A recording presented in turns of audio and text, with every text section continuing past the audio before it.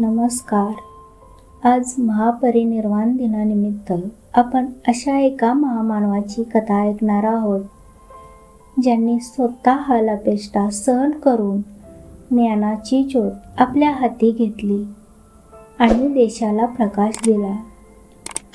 19व्या दशकाची गोष्ट आहे.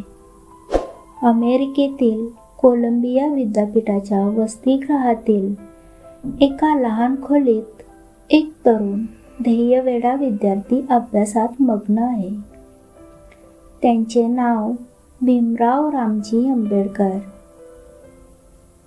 ते भारतातून बडोदा संस्थानाची शिष्यवृत्ती घेऊन आले होते.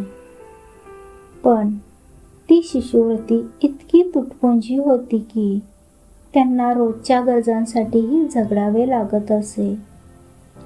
बाबासाहेबांना सर्वात मोठी अडचण होती ती म्हणजे अभ्यासासाठी पुस्तकं विकत घेण्याची. एके दिवशी एका पुस्तकाच्या दुकानात त्यांनी अर्थशास्त्राचे एक अत्यंत महत्त्वाचे पुस्तक पाहिले. हे पुस्तक त्यांच्या प्रबंधासाठी आवश्यक होते, पण त्याची किंमत त्यांच्या महिन्याच्या खर्चापेक्षा जास्त होती. बाबासाहेबांनी क्षणाचाही विचार न करता एका रात्री कठोर निर्णय घेतला.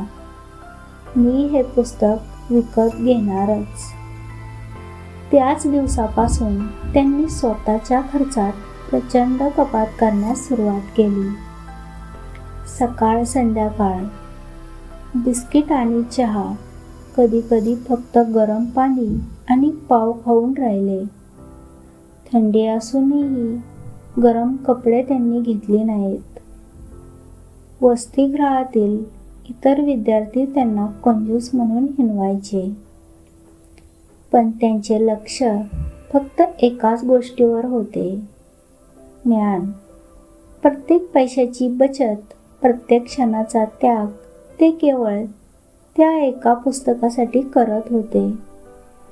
अनेक महिन्यांच्या त्या तपश्चर्येनंतर अखेरीस तो दिवस उजाडला. भीमरावांनी मोठ्या आनंदाने जमा केलेले पैसे दुकानात दिले आणि ते पुस्तक विकत घेतले. पुस्तक घेऊन वसतिगृहात परतताना त्यांचे डोळे ज्ञानाच्या समाधानाने चमकत होते.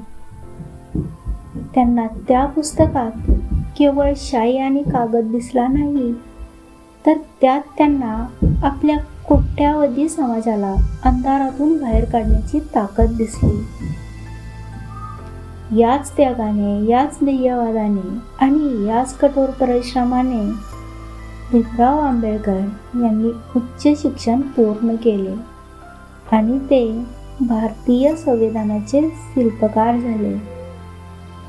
डॉक्टर बाबासाहेब आंबेडकर त्यांचे जीवन आपल्याला शिकवते की ज्ञानासाठी केलेले कोणतेही बलिदान व्यर्थ जात नाही.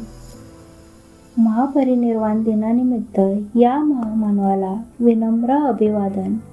जय भीम. नमो बुद्धाय.